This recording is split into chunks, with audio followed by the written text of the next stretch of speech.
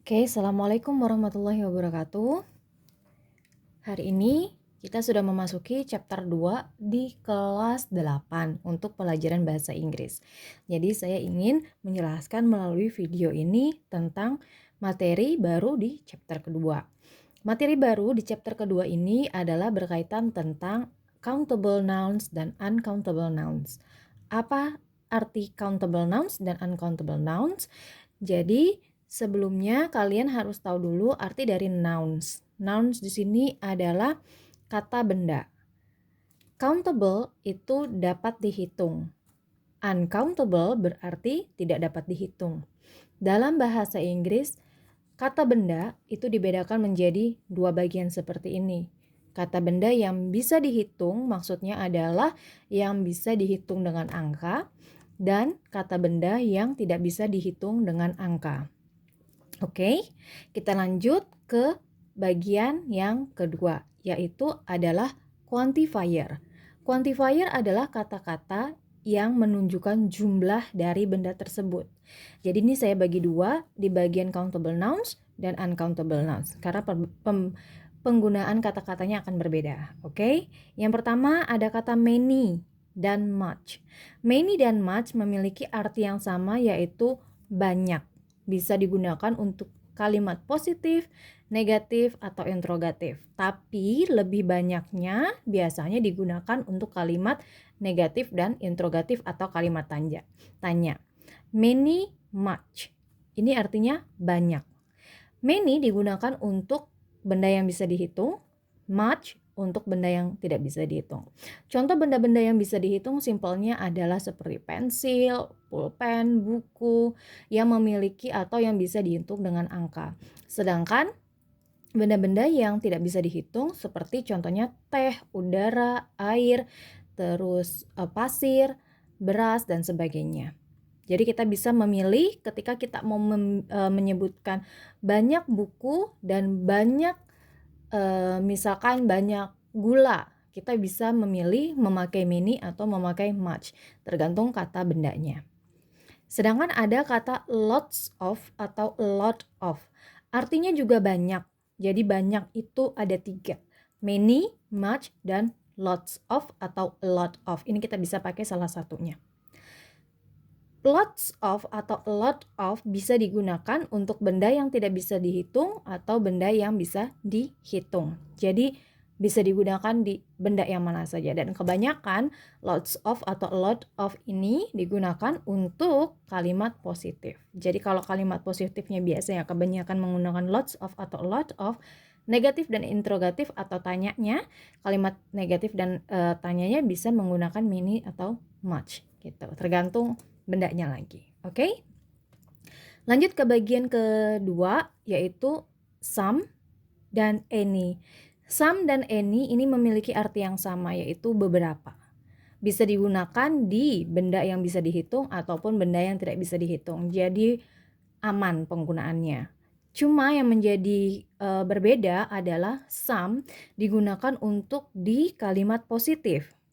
Sedangkan any digunakan untuk kalimat negatif dan tanya. Jadi kita tidak bisa bilang I have any money, for example, seperti itu. Saya punya beberapa uang, tapi kalimatnya itu adalah kalimat positif. Kita nggak bisa bilang I have any money, tapi kita harus bilang I have some money, seperti itu. Oke? Nah, untuk yang selanjutnya ada a few dan a little. A few dan a little ini artinya sama, yaitu sedikit. Perbedaannya sama seperti many sama much. A few dipakai untuk countable noun, sedangkan a little dipakai untuk uncountable noun. Bedanya hanya artinya ya untuk many dan a few.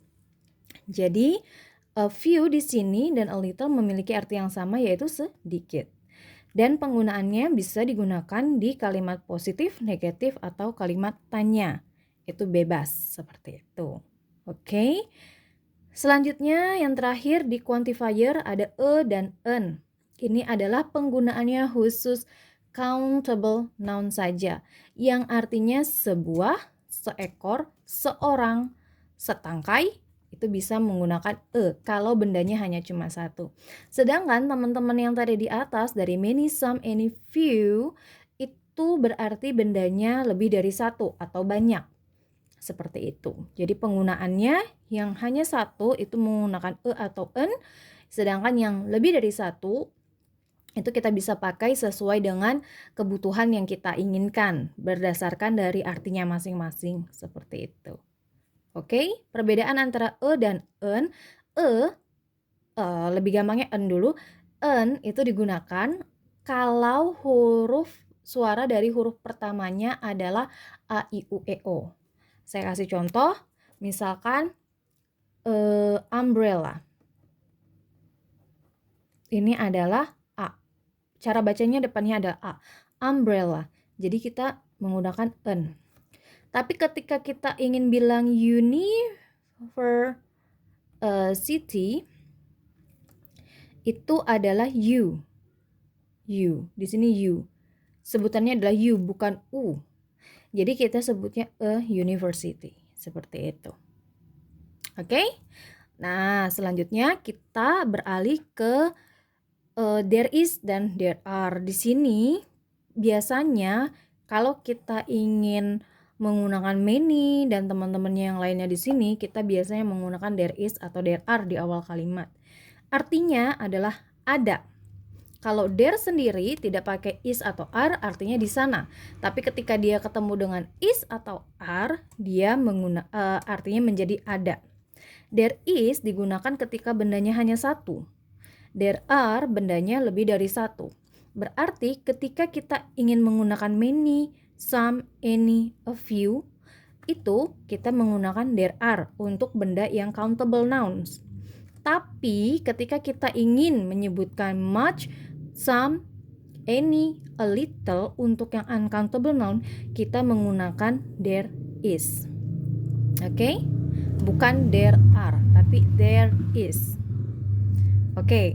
Untuk penyebutan tidak ada atau bentuk negatifnya kita bisa hanya menambahkan not di sini.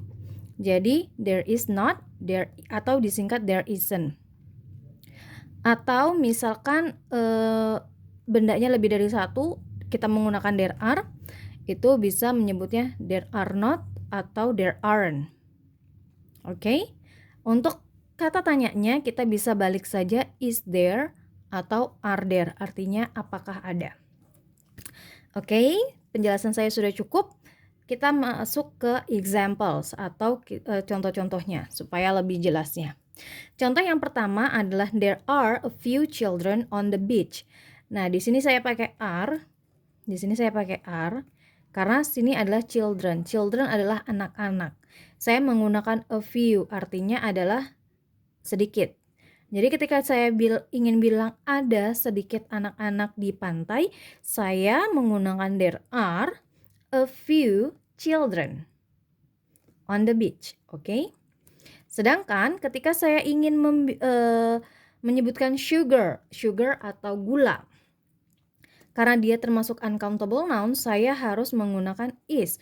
Walaupun ketika itu saya menggunakan little atau some, any atau much. Jadi dia tetap memakai is. There is a little sugar on the table. Oke. Sugar di sini tidak boleh menambahkan s. Countable nouns tidak ada penambahan s di akhirnya. Countable nouns dikasih s akhirnya untuk lebih dari satu, benda yang lebih dari satu. Kenapa children tidak?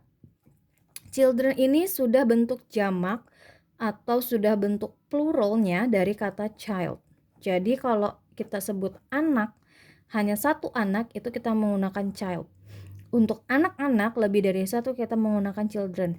Jadi child itu nggak ditambahin s, childs gitu. Untuk anak-anak tidak, tapi children. Oke. Contoh yang ketiga, there are many children on the beach. Are many children. Di sini saya pakai many dan saya menggunakan are.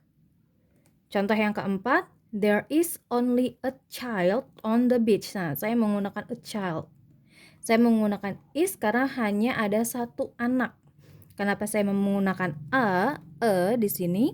Karena suara huruf pertamanya adalah child. bukan a, i, u, e, o.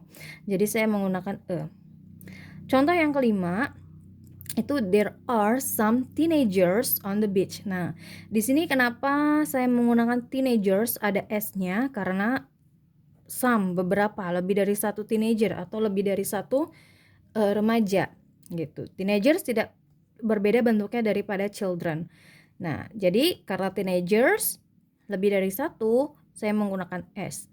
Dan otomatis saya menggunakan are karena teenagers adalah termasuk countable nouns.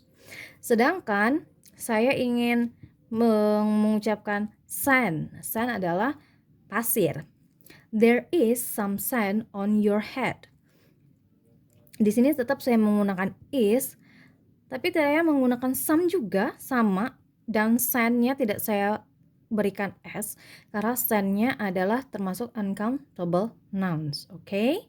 Jadi di sini tetap saya menggunakan there is some sand on your head. Seperti itu.